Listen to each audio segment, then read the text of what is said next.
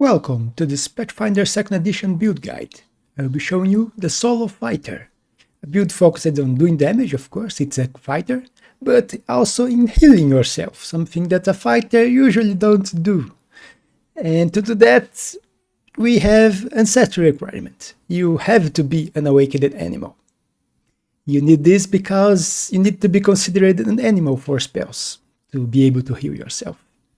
The heritage, I chose running animal here, so it's full awakened animal, but you don't need to. You just suffer with less movement speed at the start if you choose another heritage. But you could choose something else if you don't want to look completely like an animal. You could choose Nephilim and be a sacred animal with divine blood, and you could have only animal ears and tail and look more like a human if you want. For the class fit at the start, sudden charge is always good. 3 actions for 2. As you can see here, the attributes, we are just going for strength, constitution, and wisdom. And wisdom is very important. You need +2 wisdom at the start, because you are grabbing druid archetypes very soon. Now for gear, you are using Exarm. You could be another hit weapon, but I prefer this one. It has trip, so you can use your potency bonus of the weapon as a bonus to trip when you use the trip action, and you will use it. For defense, heavy armor, although you won't be able to use this one right at the start, but at level 2 you can grab the full plate. So let's go for level 2. Also, another thing I forgot to tell, natural senses. The ancestry feat, I grabbed it here. There is a specific animal where you can be a land animal. It could also be it is a land and sea animal. It has land speed and swimming speed, but you could get it as a land animal and then grab the sea legs feet later to represent that you can also swim. But why I grabbed this is because of echolocation. You can get precise echolocation. 10 feet. That is simply amazing. You have 10 feet of a precise sense, which is not vision, and that's very, very rare to be able to get. Most give imprecise. As you can see here, you could grab scent imprecise. But the thing is, you can only grab this feat for echolocation if your animal has echolocation, and that's why I'm grabbing this specific animal. And the name of the animal is Damibiwa. I don't think it exists actually in the real world, but it exists in Pathfinder. It is an animal, so you can use it. If you don't care about having echolocation, you can grab another animal like a wolf or something more normal. But let's go here for level 2. We are getting druid dedication. This level, you only grab spells, a few cantrips. You can see here, I'm grabbing light, in case you want to see further because you don't have dark vision. And housing splash. It's good to use before the fights. It's just, at this level, it's only 1d4 temporary hit points, but it is 3 temporary hit points. And for our feat, we are grabbing lunge. So, on our turn, we can hit enemies 15 feet away, instead of only 10. And since we are a fighter, we have reactive strike. So, we hit enemies from afar, and they have to come to us and take reactive strikes when they do it. For the druid order, we are taking animal order. And you will soon find out why, because of this order spell. it won't give you anything right now. You just grab the order so you can grab the order spell later. Level 3, Fleet for more speed. You can see we are only at 25 feet speed here. At level 2 because we are using heavy armor, so -5. But that's the normal speed of a usual ancestry. You are getting 30 with running animal. So you're not at the advantage here, even if you didn't use your first feat for fleet. Or not fleet, for heritage with increased speed. But let's go here for level 4, where things get interesting. We are getting slam down. That's what I said about trip. With slam down you can attack and trip with the same action bonus, so no penalty for the trip, which is a great way to trip enemies and force them to get up and probably even have to try to walk to you. When they get up, they take an reactive strike and then they have to use another action to get to you, and they have only one action left to attack. And you are getting order spell, so now you get your little focus spell called Heal Animal. As you can see here, one willing living animal. And what your ancestor gives you, you can be considered an animal for spells, if you want. And of course you want. So you have a full priest healing spell. It's equivalent for the heal spell casted by a priest. And you can use it as a focus spell on yourself. And with 10 minutes you can recharge it. So you have free healing that you can recharge between each fight, which is amazing. You practically is a fighter cleric with a divine font of healings that you can recharge. But even if for now you only have one focus point, so only one healing spell per fight. But let's keep going. Titan Master here, so you can use trip on bigger enemies. As level 5, look at what I said here, sea legs. So now you have swimming speed. You are more truthfully to your animal. Weapon Master here, polyarm of course, so it's your main weapon. And level 6, Exemplar Dedication. I will at the end show the non-exemplar build. You can do this build without exemplar, but exemplar is better. It's the one, if not the most powerful dedication you can get for most martials. Let's go back here. And with level 6. And with this, let's update our attack. We need 2 spirit damage. Actually, 4 spirit damage. Because we already have 2 dice. Wait, why didn't it work?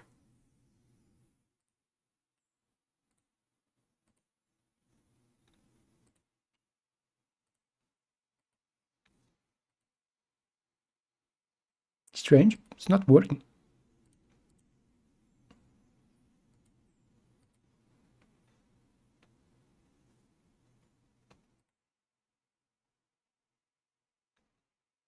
Very strange.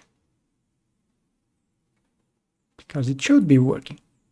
4 damage bonus, spirit. I'm forgetting to add. That's why it's not working. Okay, now it's working. Okay, your damage, 2d10 plus 8, which is not bad, and it gets better at 7 when you get weapon mastery. But let's keep going for our feats.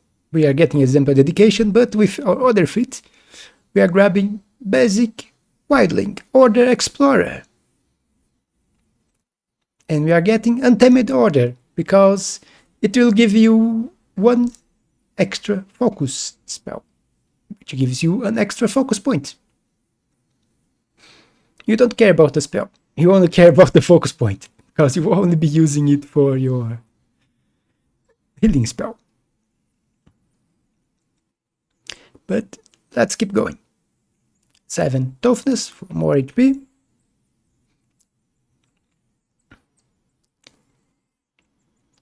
And let's go for level 8. At level 8 we get our first rune. So let's grab our flaming rune. Let's always go for flame, then frost. They are the most... what the enemies are most vulnerable to. So I find it very helpful to have the fire and frost damage on your weapons. You are also grabbing Spear Dance, which will combo very well with your 2-action attack, because now you can use your 2-action Slam Down and Spear Dance away. With Spear Dance you can use a Step and Strike. It is also very useful for your spell. So if your opponent has Reactive Strike, you Spear Dance away from him, strike, and then you heal yourself. So you don't take a Reactive Strike, because you are away from him. So Spear Dance is very good. It's 2 actions for 1.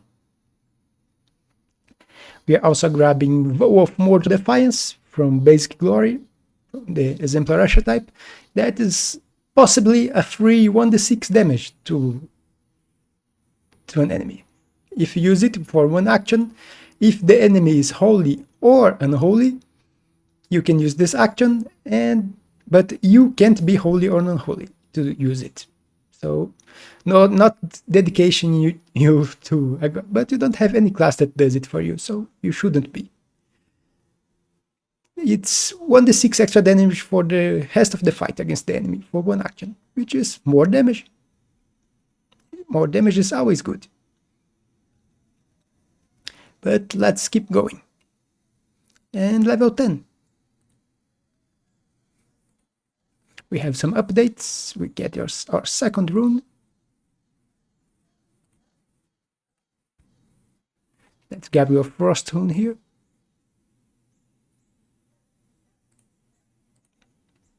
So we are already at 2d10 plus 8 plus 2d6 plus 4.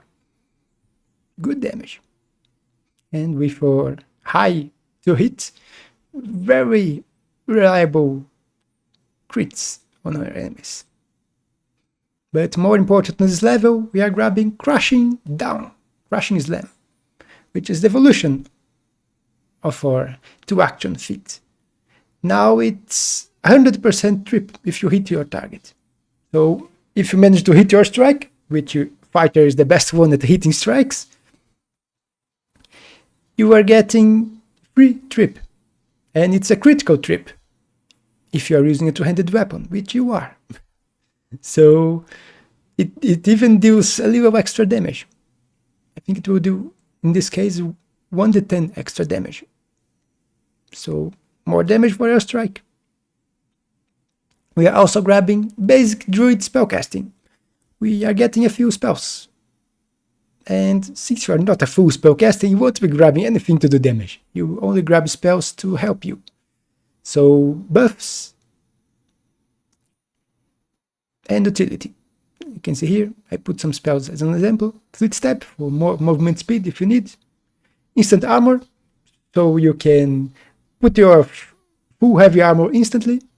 So it's always good to have this ready when you are sleeping. So if someone attack you when you are sleeping, you can use this to get your full armor back, instead of trying to fight with no armor and no dex to give your AC. So your AC is very bad without your armor. And Rest. Rest is always good. 1 extra action of Stride or Strike each round. So, good spells. Let's keep going. Level 12.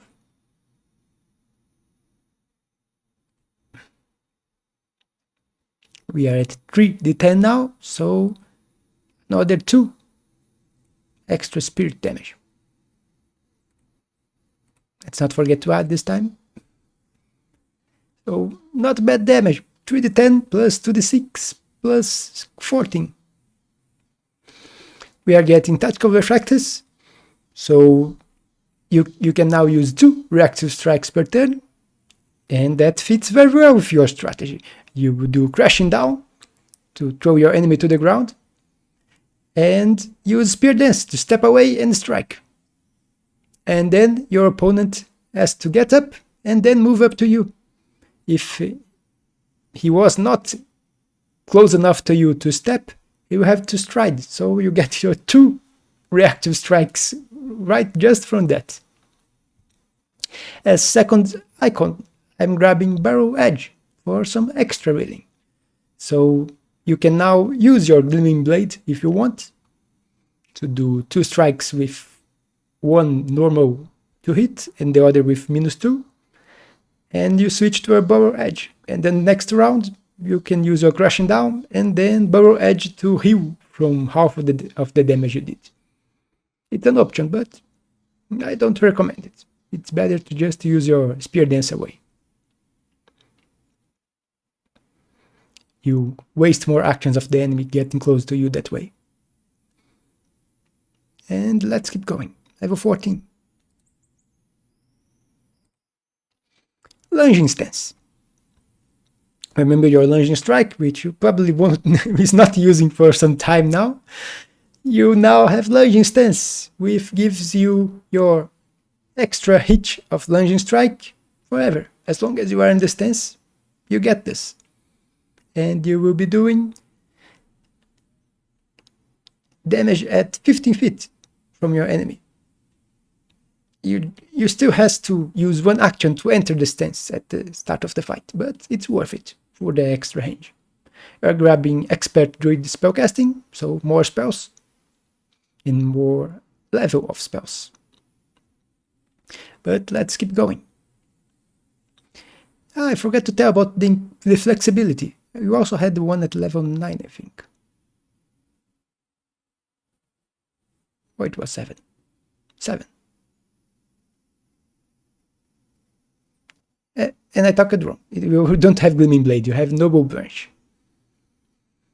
It also has a one action you can use after you strike to deal a little extra damage. So you can use Imminence quite easily.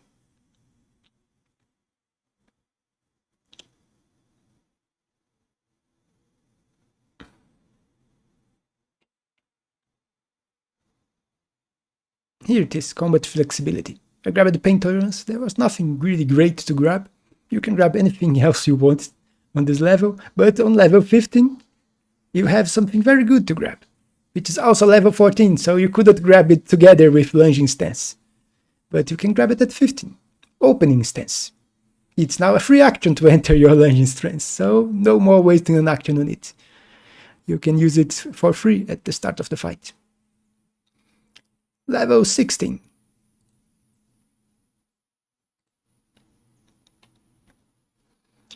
We are grabbing Psychic Dedication. Just to grab our last focus point. You notice that we only had 2 focus points. Now we have 3. A bit late, but better late than never. We are also grabbing very good. Even if you probably will still use your Crashing Down, it's usually better. But this Needly in the God's Eye is not a bad fit. You can leap, strike twice, and you don't take penalty on those strikes. So it's a 2-action leap with your full speed, so it's practically a stride. It's a 2-action stride and double strike with your full attack bonus. So it's a good imminence. It's better than your normal imminence for your branch. So if you want to use your Barrel Edge to heal even more than with your spells, not more, you heal less, but if your spells are over and you really need the healing, you can use this to switch to your Barrel Edge to heal. And it's also more damage than Crashing Down, of course. But it won't get your opponent to the ground, which is really useful because he has to get up and you get a reactive strike on them. But let's keep going. We are also at +3 here, so let's add another rune. And since we already got we are also at let's grab a Great Rune. You should be upgrading your other ones to Greater too. And let's grab Thundering. Sonic damage is very early resistant, and since you already had your 2 runes to attack at vulnerabilities, you are now grabbing one that will always do damage, or almost always. But let's keep going. And level 18.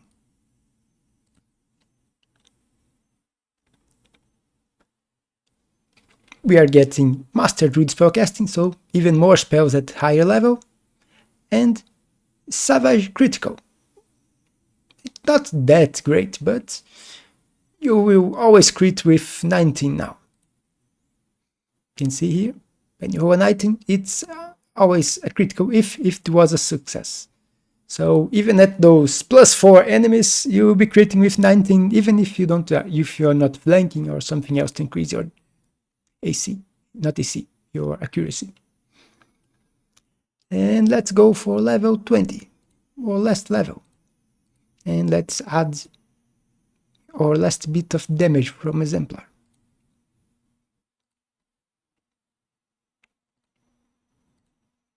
So there we go, plus 80 from Exemplar.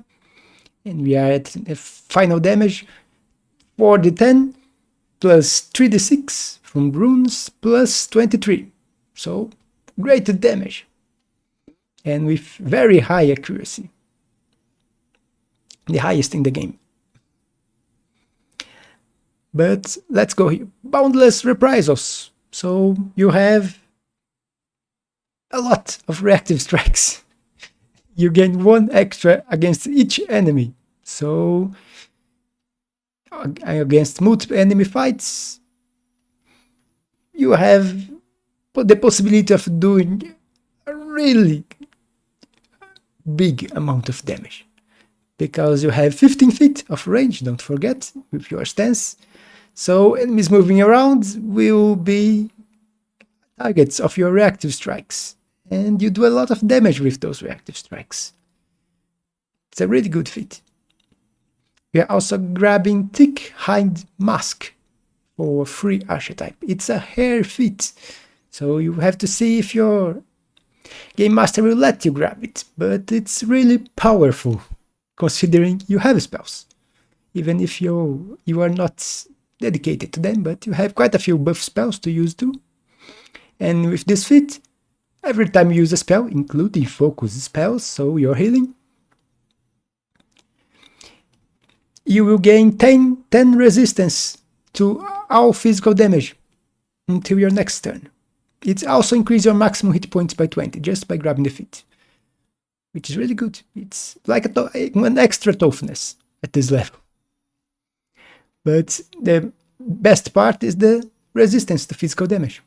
You almost a guardian in physical damage resistance with this feat, if you are using your spells.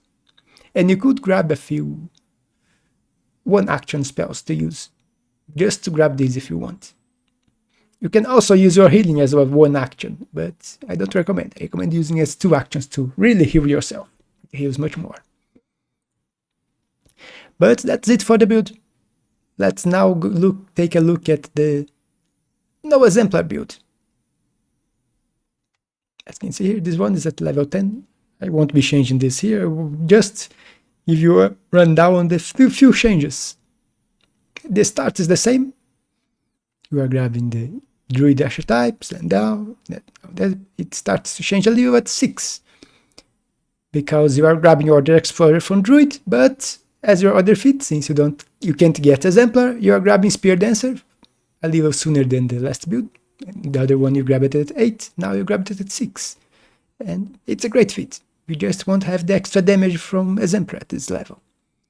But at level 8, you are grabbing Cleric Domain.